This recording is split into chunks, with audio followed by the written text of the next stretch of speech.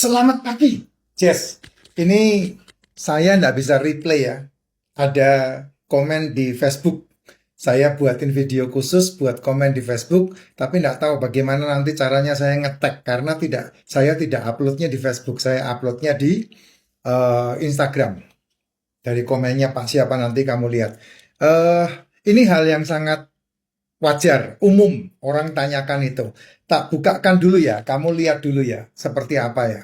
Nah, kamu baca, Jess. Nih, Pak Junjun, Pak Junjun Kurnia. Ini pertanyaannya kayak begini nih. Langsung nanti tak jawab tiga-tiganya ya. Langsung tak jawab tiga-tiganya. Lihat, saya minggir dulu, kamu baca dulu.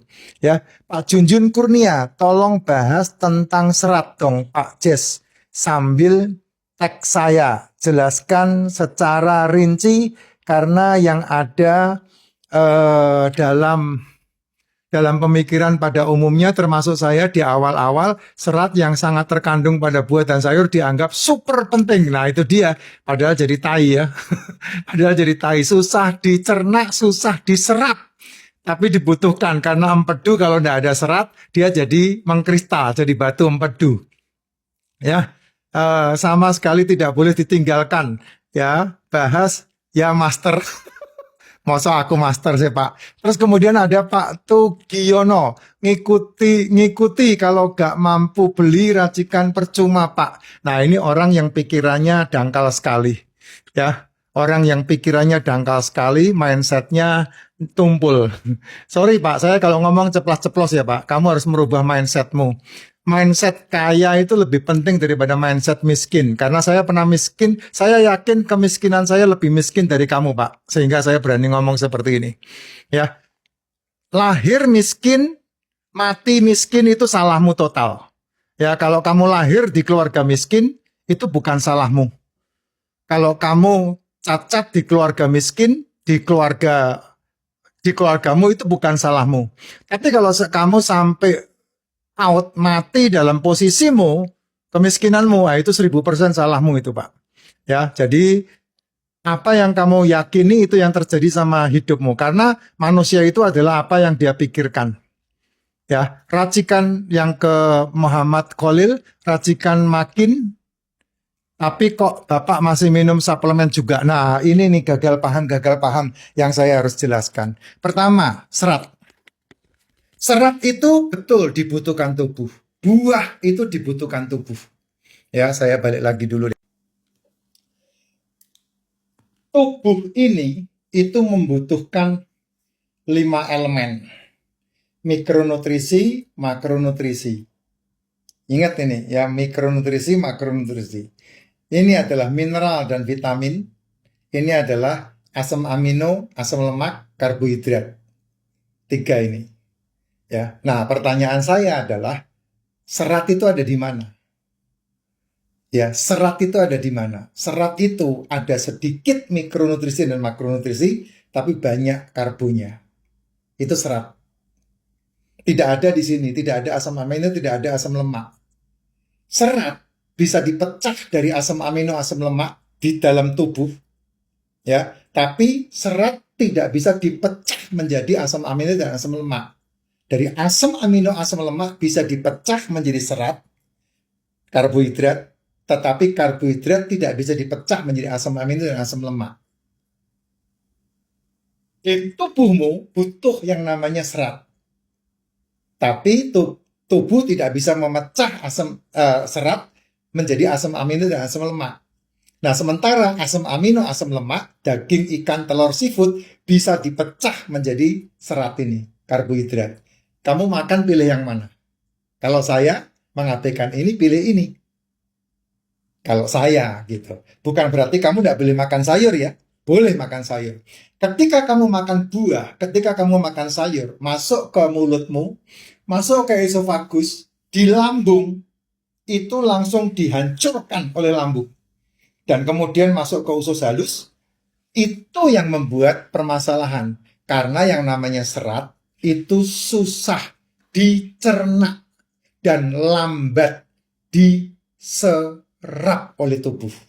Sehingga TAI itu adalah ampas dari serat-serat tadi.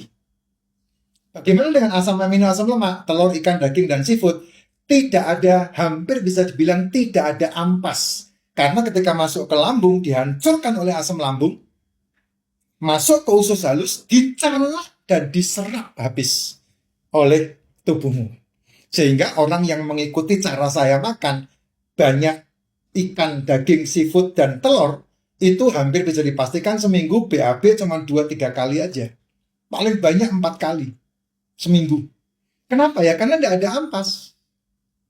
Ampasnya dari mana? Ampasnya dari telur, ikan, daging, seafood yang dimasak. Nah, sudah mengandung serat. Ikan, daging, seafood yang dimasak, pasti ada sayurnya kan? Benar nggak? Hari ini saya makan sop daging, sop kikil. Itu sayurnya toge. Sudah ada sayurnya. Nah, itu jadi serat itu. Jadi ampas. Gitu. Terus dagingnya langsung diserap sama tubuh. Makanya saya cukup 1 hari makan 1 kali. Itu mencakup semua kebutuhan protein sama serat saya. Gitu. Paham ya Pak? Jadi kenapa serat sama buah sama sayur itu tidak terlalu dibutuhkan? Karena bisa dipecah dari asam amino dan asam lemak. Kalau toh kamu makan sayur, kamu toh makan buah, it's okay, tidak masalah. Sayur sama buah itu yang membutuhkan cuma 2. Mana itu? Empedu dan liver. Buah itu gulanya adalah fruktosa. Hanya liver yang membutuhkan itu. Hanya liver yang memecah. Makanya kalau kamu pagi makan buah, siang makan buah, hati-hati, trigliseridmu tinggi. Trigliseridmu meninggi. Habis kamu makan buah, ditambah lagi kamu makan protein. Ditambah lagi kamu makan gula yang lain.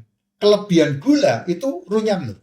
Ketika kamu makan berlebih gula, itu runyam. Runyamnya apa? Ketika gulanya berlebih, maka gula darah ini oleh insulin ditawarkan ke otot. Ototmu menolak karena kamu tidak melatih ototmu. Ditawarkan ke liver, itu bukan fruktosa. Ditolak sama liver. Kemudian ketika ditawarkan ke lain-lain, makanya disimpan, dititip-titipin. Makanya gula di otak itu disebut Alzheimer. Gula di mata namanya glukoma. Gula di kulit namanya eksim. Ya, gula di darah namanya gula darah, diabetes. Gula di tulang namanya osteoporosis, gula di gigi namanya lubang gigi, gula di sel namanya kanker.